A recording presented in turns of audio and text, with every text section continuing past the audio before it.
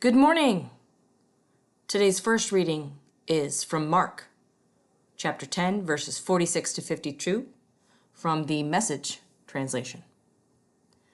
They spent some time in Jericho.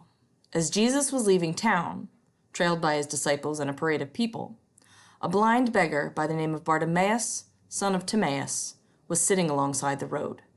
When he heard that Jesus the Nazarene was passing by, he began to cry out, "Son of David, Jesus, mercy! Have mercy on me!" Many tried to hush him up, but he yelled all the louder, "Son of David, mercy! Have mercy on me!" Jesus stopped in his tracks. "Call him over." They called him. "It's your lucky day. Get up. He's calling you to come." Throwing off his coat, he was on his feet at once and came to Jesus. Jesus said, "What can I do for you?" The blind man said, "Rabbi, I want to see." "On your way," said Jesus. "Your faith has saved and healed you."